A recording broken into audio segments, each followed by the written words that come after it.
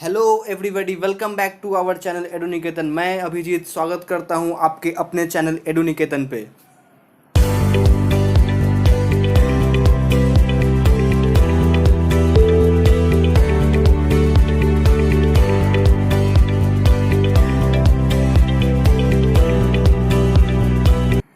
आने वाले समय में वेस्ट बंगाल पुलिस के एग्ज़ाम्स होने वाले हैं, कांस्टेबल और एसआई बोथ मेल और फीमेल दोनों के लिए। लेडी कांस्टेबल भी होगा, मेल कांस्टेबल भी होगा और सब इंस्पेक्टर का भी होने वाला एग्ज़ाम, और वो भी मेल और फीमेल दोनों का।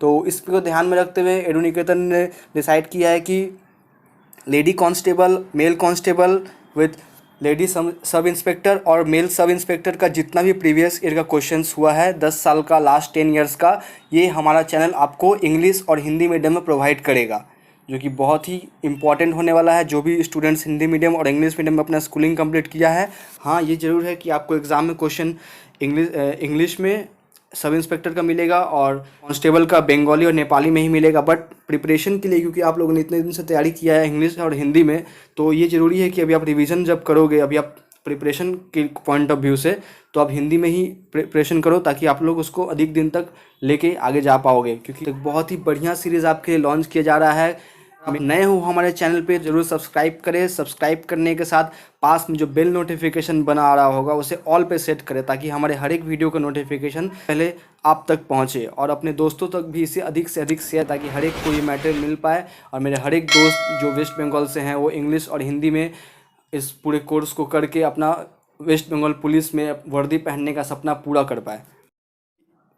तो स्टार्ट करते हैं सीरीज़ का। उससे पहले आप लोगों को मैं थोड़ा सा जानकारी दे दूं कि ये वाला जो अभी वीडियो चल रहा है, स्टार्ट होने वाला है, ये वेस्ट बंगाल पुलिस के कांस्टेबल 2019 के एग्ज़ाम जो हुए थे प्रीलिम्स के, उस पेपर को पूरा सॉल्व कराया जाएगा। सबसे पहले जीके का पोर्शन करा दिया जाएगा। मैं हर एक का सेपरेट वीडियो बनाऊंगा, ठीक है। इस वीडियो में आपको पूरा जीके सॉल्व कराया जाएगा।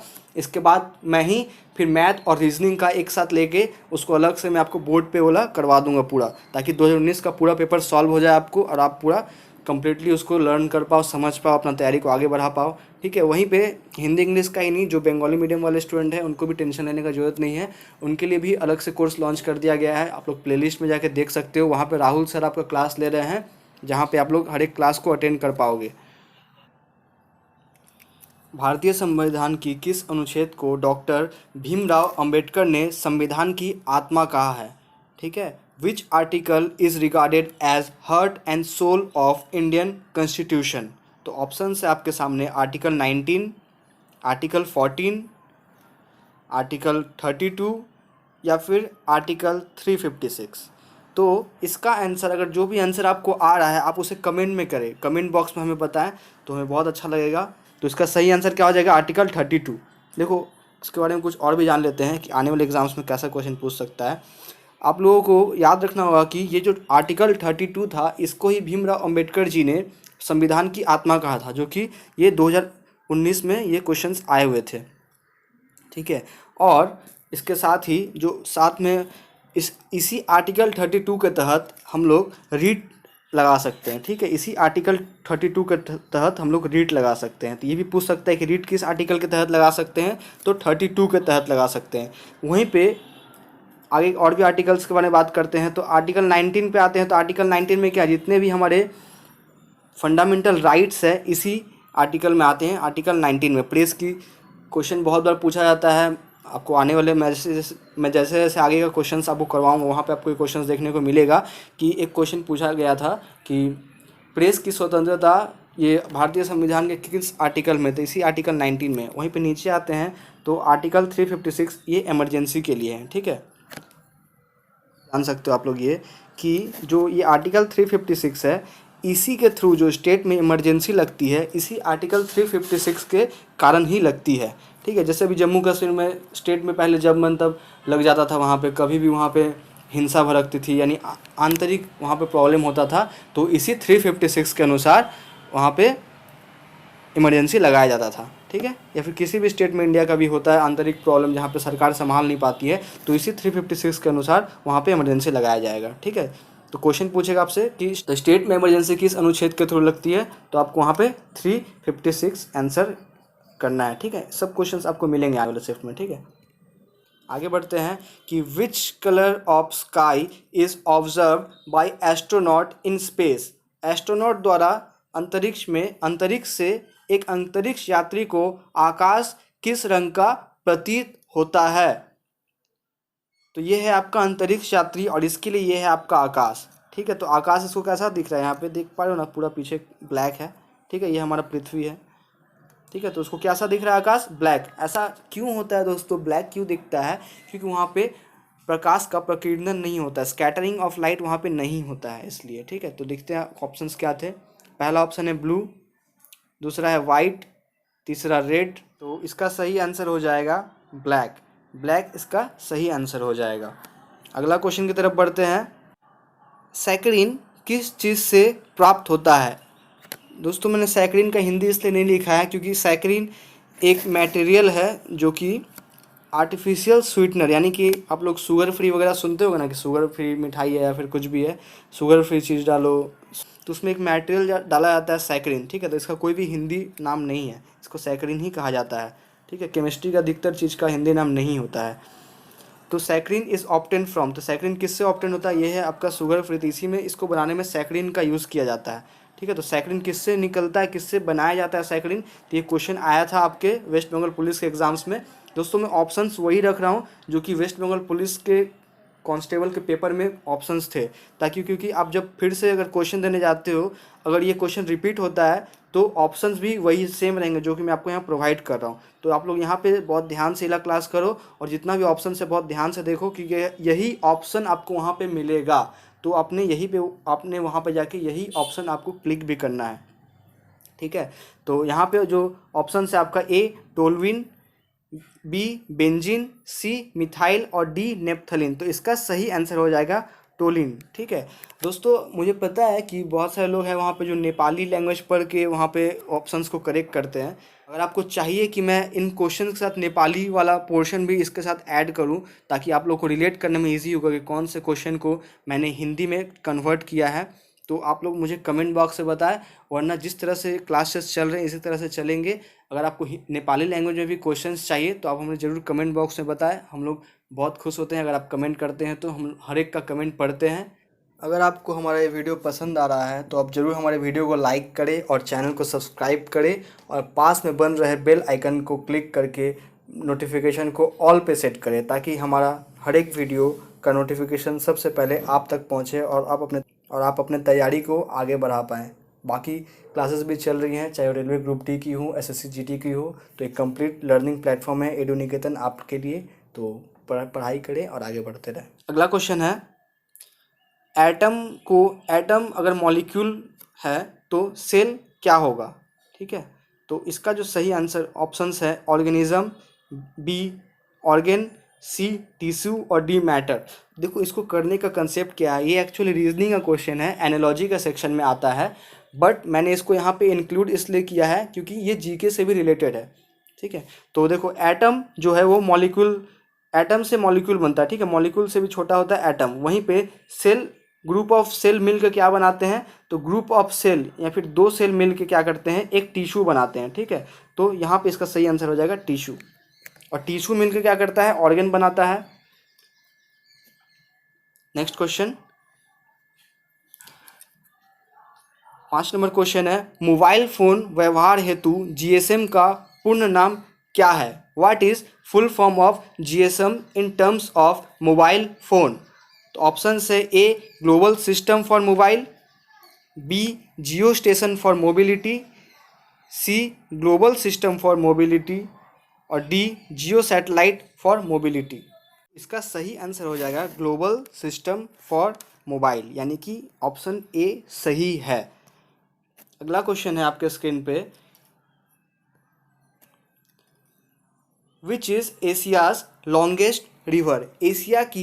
एशिया महाद्वीप की सबसे लंबी नदी कौन सी है।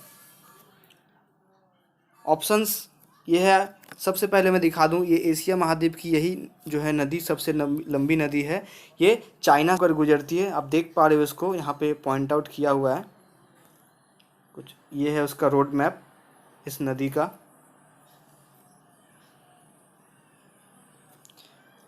ठीक है, ये कौन सी नदी है? तो आपके सामने ऑप्शंस अभी आएंगे। ऑप्शन है आपके स्क्रीन पे। ए सिंधु यानी इंडस, बी गंडक, सी वांगो और डी यांगसी। तो ये जो रिवर का आप मैप देख पा रहे हो, ये यांगसी नदी का मैप है। ठीक है, ये यांगसी नदी कहाँ बहती है? ये चाइना के तिब्बत प्रांत से होकर गुजरती है और यही एशिया की सबसे लंबी नदी है। देख पा रहे हो ये कौन कौन से जगह, कौन कौन सा सिटी होके गुजरती है। तो ये आपके लिए इम्पॉर्टेंट हो सकता है। क्यों ये नदी इम्पॉर्टेंट होगा? क्योंकि देखो इस समय कोरोना वायरस बहुत ही ज़्यादा फैला हुआ है, तो बहुत ही ज़्यादा न्यूज़ में है। ठीक है, और आप देख पा रहे हो ये जो नदी है आप स्क्रीन पर देख रहे हो, ये वुहान से होकर गुजर रही है। वुहान क्या है? वुहान ये वही जगह है जहाँ से चाइना की उत्पत्ति, चाइना बोल रहा हूँ, कोरोना की उत्पत्ति हुई थी। ठीक है, तो कोरोना की उत्पत्ति हुई थी, इस वजह से ये क्वेश्चन इंपॉर्टेंट है कि वुहान किस नदी के तट पर बसा हुआ है। ठीक है, तो इस तरह से ही आपको इंपॉर्टेंट क्वेश्चंस भी मैं आपको कराऊंगा जो कि आपके लिए एक्सपेक्टेड है। किस मुगल सम्राट को जिंदा पीर कहा जाता था? ये क्वेश्चन बहुत बार रिपीट हुआ है वेस्ट बंगाल पुलिस के एग्ज़ाम्स में, चाहे वो जेल वार्डर का एग्ज़ाम हो, लेडी कांस्टेबल का एग्ज़ाम हो या फिर एसआई का एग्ज़ाम हो। Which Mughal empire is regarded as Zinda Pir? तो ऑप्शंस है A Akbar, B Aurangzeb, C Jahangir और डी शाहजहां। तो इसका जो सही आंसर हो जाएगा वो होगा औरंगजेब। औरंगजेब को जिंदा पीर भी कहा जाता था। नेक्स्ट क्वेश्चन है आपके स्क्रीन पर कि फोटोग्राफिक फिल्म से फोटो बनाने के लिए कौन रसायन द्रव्य का व्यवहार किया जाता है? Which chemical solution is used to develop a photographic film to a developed photo? तो ये है वो रील। ठीक है, पहले ज़माने में हम लोग ये रील का यूज़ करते थे, अभी भी यूज़ होता है, बट डिजिटल कैमरा आ गया है तो हम लोग चिप्स के थ्रू कर लेते हैं काम।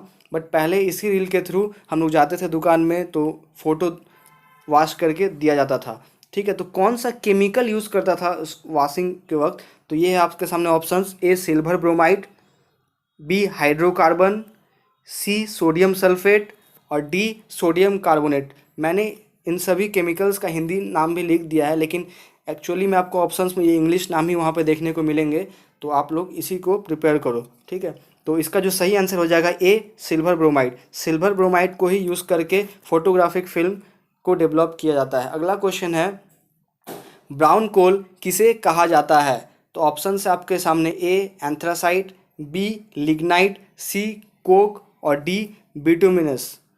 तो इसका सही आंसर हो जाएगा लिग्नाइट। लिग्नाइट इसका सही आंसर है। सॉफ्ट कोल किसे, ब्राउन कोल किसे कहते हैं? तो लिग्नाइट को कहते हैं। तो क्वेश्चन है इंद्रधनुष किस क्रिया के बाद बनता है? Rainbow is form due to a है रिफ्रैक्शन यानी प्रकाश प्रतिसरण और डिस्पर्सन यानी कि विकिरण, बी है रिफ्रैक्शन प्रकाश प्रतिसरण और रिफ्लेक्शन यानी प्रतिफलन, स्कैटरिंग प्रकाश विक्षेपण एंड प्रतिसरण यानी कि रिफ्रैक्शन, डी प्रकाश विवर्तन और रिफ्रैक्शन।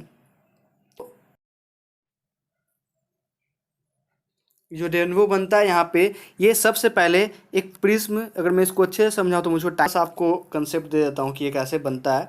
तो यहाँ पे अगर एक प्रिज्म मान लो कि ये समझ लो कि पानी का वो जो बूंद है जो ऊपर से गिर रहा होता है और यहाँ से आती है हमारा सनलाइट।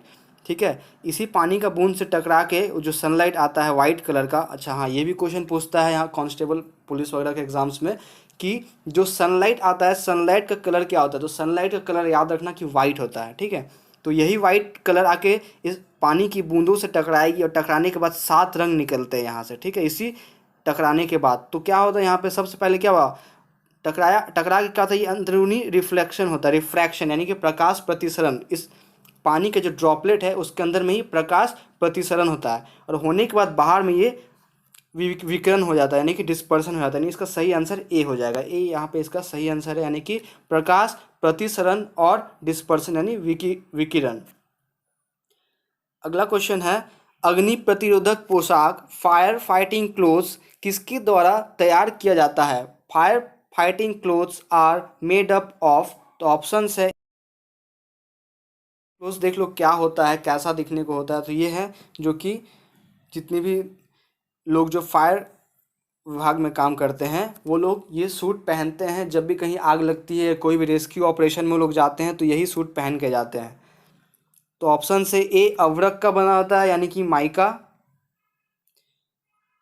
बी है क्वाडमियम, सी है कॉटन यानी कपास का बना होता है, बिल्कुल नहीं, और डी है एस्बेस्टोस। तो आपको याद रखना है कि ये जो फायर प्रूफ यानी कि अग्नि प्रतिरोधक पोशाक होता है ये एस्बेस्टोस का बना होता है।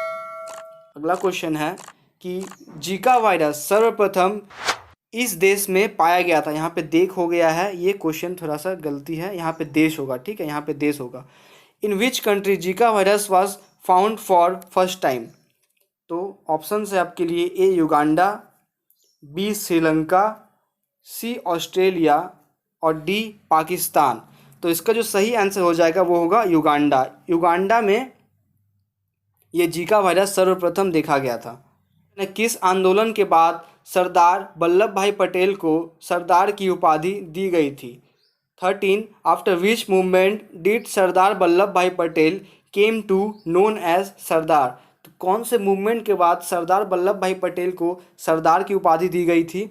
तो ए होगा ऑप्शन में ए स्वदेशी मूवमेंट, स्वदेशी आंदोलन, बी सविनय अवज्ञा आंदोलन, सिविल डिसओबीडियंस मूवमेंट, सी भारत छोड़ो आंदोलन, क्विट इंडिया मूवमेंट और डी बारदोली आंदोलन यानी कि। तो इसका जो सही आंसर हो जाएगा बारदोली आंदोलन। इसी बारदोली आंदोलन के बाद वहाँ की महिलाओं ने सरदार वल्लभ भाई पटेल को, उस समय वल्लभ भाई पटेल थे, तो उन्होंने उनको जाके कहा था वहाँ की महिलाओं ने कि वल्लभ भाई पटेल जी आप ही असली सरदार है, इसलिए आज बारदोली आपको ये सरदार की उपाधि देता है। तो यही बारदोली जगह है जहाँ से वल्लभ भाई पटेल को सरदार की उपाधि दी गई और आज उन्हें पूरा विश्व सरदार वल्लभ भाई पटेल के नाम से जानता है। तो सरदार वल्लभ भाई पटेल के लिए एक स्टैचू ऑफ यूनिटी बनाया गया है, ठीक है। तो ये स्टैचू ऑफ यूनिटी कहाँ है ये आप हमें कमेंट बॉक्स में बताएंगे। और वीडियो कैसा लग रहा है ये भी आप ज़रूर हमें कमेंट करें, हमें बहुत अच्छा लगता है आप कमेंट करते हैं तो, ठीक है। और हमें आगे का वीडियो बनाने के लिए भी प्रोत्साहन मिलता है। अगर कोई सजेशंस हो तो आप ज़रूर कमेंट बॉक्स में दें, हम लोग हर एक का कमेंट पढ़ते हैं और आपका सजेशंस ज़रूर हम लोग फॉलो करेंगे। अगला क्वेश्चन है 14 नंबर, फ्लोरीन की कमी से मानव देह के कौन से हिस्से को क्षति पहुंचती है। Fluorine leads harms to which part of the body. तो ए है दुर्बल दंत यानी टूथ डिके, बी है एनीमिया, सी है गॉइटर और डी है लॉस ऑफ एपेटाइट। तो इसका जो सही आंसर हो जाएगा ये होता है दुर्बल दांत हो जाता है इसी फ्लोरीन के कमी से। अगला क्वेश्चन है, कौन से ग्रह को नीला ग्रह कहा जाता है। Which planet is termed as blue planet. तो बहुत ही इजी क्वेश्चन है, इसका आंसर मैं नहीं बताऊंगा, इसका आंसर आप लोग मुझे बताएंगे कमेंट बॉक्स में, इसका आंसर मैं नहीं बताऊंगा, ठीक है। अगला क्वेश्चन है, इनमें से कौन ट्विन सिटी है। Which of the following is a twin city. तो मैं सबसे पहले आपको बता दूं ट्विन सिटी होता क्या है। ट्विन सिटी उन दो शहरों को कहा जाता है जिनकी आर्थिक और सामाजिक एक दूसरे पे डिपेंड है और लोकली पाए जाते हैं। लोकली पाए जाते हैं तो उस तरह से अगर आप पकड़ते हो तो आपको ऑप्शंस में सब वैसे ही दिया रहेगा जो कि लोकली आपको मिलेगा। बट यहाँ पे ट्विन सिटी का मतलब ये होता है कि उन लोगों का आर्थिक और सामाजिक कार्य जो गतिविधियाँ होती है वो दोनों एक दूसरे पर डिपेंड करे, ठीक है। जैसे कि ऑप्शंस है ए हैदराबाद सिकंदराबाद, बी दिल्ली और न्यू दिल्ली, सी कोलकाता हावड़ा और डी दुर्गापुर और आसनसोल। तो आपको मैं ऑप्शन एलिमिनेट करके पहले बताता हूँ कि देखो यहाँ पे जो दुर्गापुर आसनसोल है, तो क्या यहाँ पे दुर्गापुर और आसनसोल एक दूसरे के ऊपर डिपेंडेंट है। कम्प्लीटली डिपेंडेंट का मैं बात कर रहा हूँ, ठीक है। क्या आसनसोल नहीं होगा तो दुर्गापुर नहीं चलेगा, नहीं, ऐसा कोई बात नहीं है। सी है कोलकाता हावड़ा, तो क्या हावड़ा पे कोलकाता डिपेंड करता है, बिल्कुल नहीं। वहीं पे दिल्ली और न्यू दिल्ली, एक्चुअली दिल्ली यानी पुरानी दिल्ली, तो पुरानी दिल्ली पे तो न्यू दिल्ली बिल्कुल ही डिपेंड नहीं करती है। लेकिन यहाँ पे जो हैदराबाद और सिकंदराबाद है, यहाँ पे हैदराबाद सिकंदराबाद पे बहुत ज़्यादा डिपेंड करता है। चाहे वो कोई भी मैन्युफैक्चरिंग का काम हो, सब कुछ सिकंदराबाद में होता है। वहीं पर सिकंदराबाद जो है हैदराबाद पर डिपेंड करता है इकोनॉमिकली, ठीक है, क्योंकि वहीं पे व्यापार सबसे ज़्यादा बढ़िया हैदराबाद में होता है। तो इसका जो सही आंसर हो जाएगा हैदराबाद और सिकंदराबाद। आई होप मैं इसको आपको क्लियर कर पाया हूँ। अगले क्वेश्चन की तरफ चलते हैं। Who has given the title Kaiser-e Hind. Kaiser-e Hind title किसको दिया गया था। केसरे हिंद की उपाधि किसे दी गई थी? तो इसका जो सही आंसर हो जाएगा महात्मा गांधी। महात्मा गांधी जी को केसरे हिंद की उपाधि दी गई थी। मैं आपके लिए एक क्वेश्चन देता हूँ कि केसरे हिंद की उपाधि महात्मा गांधी ने कब वापस की थी, ये आपको कमेंट बॉक्स में बताना है। अगला क्वेश्चन है 2020 की ग्रीष्मकालीन ओलंपिक कहाँ आयोजित होना है?